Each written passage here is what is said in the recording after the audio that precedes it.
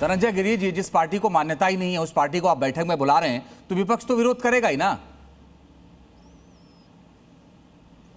देखिए, ऐसा है कि उनके पास सांसदों की अगर संख्या है तो सांसद की अगर संख्या है तो उसको कैसे आप इग्नोर कर देंगे। और जब सदन में उनको मान्यता मिल गई दल के तौर पे और वो उनके पास सांसदों की अच्छी संख्या है तो उनको बुलाना ही पड़ेगा, क्योंकि सदन में जब ये तो जनता के रिप्रेजेंटेटिव है ना भाई, एक सांसद भी है तो जनता का प्रतिनिधि है, जनप्रतिनिधि बन के आया। बोले राहुल जी। लेकिन एक भी सांसद है तो जनता का प्रतिनिधि है, और जब जनता के प्रतिनिधियों का एक समूह एक साथ खड़ा है तो उसको आपको तो बुलाना ही पड़ेगा, उससे बात सुननी पड़ेगी। आप लोकतंत्र में कैसा लोकतंत्र जिसमें आप जनप्रतिनिधियों की आवाज को खत्म कर देंगे और फिर आप लोकतंत्र की भी बात करेंगे। ये जनप्रतिनिधि है। ठीक है, राहुल जी कुछ बोल रहे हैं। धनंजय जी, राहुल जी बोल रहे हैं, बोलिए राहुल जी। देखिए उनको संवैधानिक रूप से एनसीपीआई के लिए अभी में मर्जर की मान्यता भी स्पीकर की तरफ से नहीं मिली है। मैं आपको करेक्ट कर दूं, आप गलत जानकारी मत फैलाइए। देखिए, इन्होंने जो है भाजपा जो भ्रम फैला रही है वो ये है कि महिला नारी शक्ति वंदन अधिनियम को लेकर के एक संविधान में संशोधन चाहते हैं, जो कि नारी शक्ति वंदन अधिनियम की आड़ लेकर और परिसीमन बिल जो देश के ऊपर जो खतरनाक थोपना चाह रहे हैं, इसमें इन्होंने मुंह की खाई है। आज जो है लोकसभा में कुल सदस्यों की संख्या जो है वो 543 है। कम से कम 272 सांसदों का समर्थन इसके लिए पहली शर्त होती है। यदि सभी 540 वर्तमान सांसद जो है वो मतदान करें तो 360 मतों का विशेष बहुमत चाहिए। और जो है एक अभी जो मतदान हुआ था इसको लेकर, परिसीमन को लेकर, अभी जो 17 अप्रैल 2026 को जो विधेयक पास नहीं हो पाया था उसमें 528 सांसदों ने भाग लिया था और 298 जो है सरकार के पक्ष में पड़े थे और 230 विपक्ष में पड़े थे और 11 अनुपस्थित रहे थे। यानी कि 2/3 बहुमत जो है वो सरकार को हासिल नहीं था। जब 2/3 बहुमत सरकार को हासिल नहीं हुआ तो उसके बाद इन्होंने खरीद फरोख्त शुरू करी, पार्टियां तोड़ना शुरू करी, सांसद तोड़ना शुरू किए। जिस तरीके से भाजपा ने पिछले बताइए ना धनंजय जी, करिए ऑब्जेक्शन। आप रख लीजिए अपनी बात, आप रख लीजिए, पहले मुझे अपनी बात रख लेने दीजिए। देखिए, अब ये भाजपा के जो प्रवक्ता है वो बताए कि अगर इनके पास इतना विशाल जनादेश है तो विपक्ष से संवाद क्यों नहीं किया जा रहा। अगर आपके पास बहुमत है तो सर्वसम्मति बनाने से इस बिल को लेकर सर्वसम्मति क्यों नहीं बनाई जा रही, क्यों राज्यों से चर्चा नहीं? ठीक है धनंजय जी, जल्दी से बोलिए, फिर मैं बाकी लोग पास जाऊं। राष्ट्रव्यापी एक पूरी एक राष्ट्रीय सहमति क्यों नहीं बनाई जा रही इसको लेकर? इस देश में लोकतंत्र की हत्यारी कांग्रेस पार्टी रही है, ये कोर्ट से साबित हुआ है, कोई मैं नहीं कह रहा। और खरीद फरोख्त में कांग्रेस पार्टी के वर्तमान उस समय के प्रधानमंत्री नरसिम्हा राव कहां साबित हुआ है? अरे भाई कहां साबित हुआ है? जो खरीद फरोख्त शब्द का इस्तेमाल राहुल यादव कह रहे हैं, राहुल यादव नहीं, बिल्कुल साबित हुआ, कोर्ट से सजा भी हुई 1 साल की।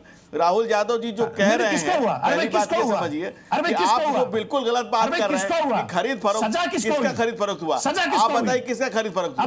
किसका खरीद फरोख्त हुआ? आप अभी कह रहे हैं कि अरे भाई इंदिरा गांधी को सजा हुई थी चुनाव में गड़बड़ी फैलाने के लिए, इंदिरा गांधी को सजा हुई थी चुनाव में गड़बड़ी फैलाने के लिए। अरे भाई आप इंदिरा गांधी को सजा हुई थी, इंदिरा गांधी को सजा हुई नहीं है चुनाव में। गांधी ने संविधान को बचाने के लिए सारे फैसले लिए थे, संविधान को बचाने के लिए फैसले लिए थे और संविधान को कुचल कर संविधान की निर्मम हत्या की थी, उसके लिए कांग्रेसी लगातार माफी मांगते आ रहे हैं। अभी राहुल गांधी ने भी माफी मांगी है। अभी राहुल गांधी छाप बात मत करिए, राहुल गांधी ने भी माफी मांगी है। लोकतंत्र की हत्या करने के लिए कांग्रेस माफी मांगते आ रही है। और दूसरी बात, इमरजेंसी के दौरान अगर कोई प्रशासनिक चूक हुई तो उस प्रशासनिक चूक को लेकर माफी मांगी थी। चलिए सर, ठीक है, मैं आप दोनों के पास आ रहा हूं, मगर स्वभाव से ठीक है। मैं धनंजय जी, मुझे 1-2 मिनट का समय दीजिएगा, मैं दोबारा आपके पास आता हूं। विवेक श्रीवास्तव जी, जिस विपक्षी एकता की बात हो रही थी वो विपक्षी एकता बची कहां है अब?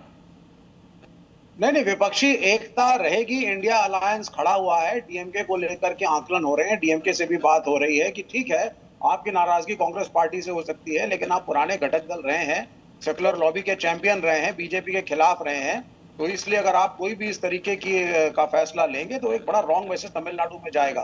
क्योंकि हम लोग बहुत बड़ी फाइट कर रहे हैं दक्षिण भारत के राज्यों के लिए कि उनका रिप्रेजेंटेशन अच्छा होना चाहिए। अब अगर सरकार तोड़ फोड़ करके नंबरों को जुगाड़ेगी, जैसे कि मेरे कांग्रेस के मित्र यहाँ पे कह रहे हैं, तो फिर हम भी बातचीत नहीं करेंगे। फिर आप चलाइए संसद और हम देखते चलेगी कैसे संसद, और सड़क पे भी उतरेंगे हम और प्रोटेस्ट भी होगा। आप सम्मान दीजिए, ऑल पार्टी मीटिंग बुलाइए, नेगोशिएशंस करिए, अपने पॉइंट्स रखिए, कन्विंस करिए ऑपोजिशन को। एक तरीका होता है, तो बुलाया तो है ऑल पार्टी मीटिंग। नहीं, ऑल पार्टी मीटिंग बुलाइए, और जो पार्टियां तोड़ी हैं उसके लिए क्या करूं, इनको मैं नोबेल प्राइज दूं मोदी साहब को। ये जो कर रहे हो आप, ये गलत है ना। आप डेमोक्रेसी को फॉलो करिए। आप अपनी मंशा को, अपने बिल्स को अपने रूप में लाने के लिए आप डेमोक्रेसी को ताक पे रखोगे, कभी ईडी भेजोगे, कभी 7 सांसद जा रहे हैं आम आदमी पार्टी के नीचे, आप शिवसेना उबाटा को अटैक कर रहे हो, एनसीपी को अटैक कर रहे हो। आपने जबरदस्ती, मैं तृणमूल कांग्रेस का विरोधी यहां बैठा हूं और ममता का घोर विरोधी हूं, लेकिन you have no right to break her party. आप सारे के सारे कॉन्स्टिट्यूशनल प्रोविजंस को साइड पे रख के, साम दाम दंड भेंट करके, हमले करवा करके, वायलेंस करवा करके उनकी पार्टी को तोड़ेंगे। अब तो इसका जवाब आपके मित्र नवीन जिंदल ही दे सकते हैं। नवीन जी बोलिए ना। अजीत भाई, पहली बात तो ये कि सर्वदलीय बैठक के अंदर इंडिपेंडेंट एमएलए भी आते हैं, जिसके दल का एक ही आदमी जीता है वो भी आता है। आप दिखाना क्या चाहते हैं? ये छपास रोग से पीड़ित है सारे सारे अपोजिशन वाले, अपना घर बचा नहीं सकते, इनका घर टूट रहा है बार बार, और दोष किसको देंगे? मोदी जी को। अरे आपके घर के अंदर क्यों टूट रहे हैं जानते हैं आप? आपके अहंकार के कारण। एक भतीजा वो पूरी पार्टी को, जो 40-40 साल से सब पार्टी की सेवा कर रहा है, उसको रन करता है अपने हिसाब से, उसके बाद कहते हो कि पार्टी टूट के क्यों जा रही है? डिक्टेटरशिप चालू कर लगाते हो। जब आप अपने घर को नहीं बचा सकते, दूसरे पर आरोप लगाते हो। दूसरी बात, आपके आज देश के अंदर ज्वलंत मुद्दा क्या है? आज देश के अंदर जो विदेश में खाड़ी में जिस प्रकार से युद्ध की स्थिति है, लगातार युद्ध चल रहा है, और वहां से लगातार जिस प्रकार के कारण लोग पूरे विश्व के अंदर त्राहिमाम मचा हुआ है, उस विषय पर चर्चा करने की जगह आप किस पर चर्चा करना चाहते हैं? हम चर्चा करेंगे पार्टी कैसे टूटी। अरे अपने आदमी को खुद बचाओ ना भाई, कौन बचाएगा इनको? आप दूसरी बात कहते हैं सरकारी तंत्र का दुरुपयोग करें देश के अंदर। Thank you so much. आप अरे आपका अपना घर नहीं बसता ना, आपके घर के लोग छोड़ के जा रहे हैं, आपके चेहरे छोड़ करके जा रहे हैं, आपके भाई छोड़ कर जा रहे हैं, आपकी बहन छोड़ कर जा रही है, आप सोचिए छोड़ करके जा रहे हैं। किस लिए जा रहे हैं? क्या वो सत्ता में आए? क्या भाजपा में शामिल हुए? दूसरी बात, आपने कहा कि आप घोर विरोधी हो, लेकिन आप टीएमसी के घोर विरोधी नहीं, आप केवल मोदी के घोर विरोधी हो। मोदी के घोर विरोधी होते होते आप देश के विरोधी हो गए हो। मुझे बताइए कि आज डेवलपमेंट के बारे में आपने कौन सी चर्चा कर रहे हो? अपोजिशन के सारे लोग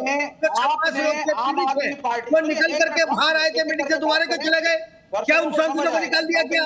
जो सांसद पार्टी की बैठक में बुलाए गए थे वही बैठे, फिर भी आप चले गए, क्यों चले गए आप? नहीं, लेकिन नवीन जी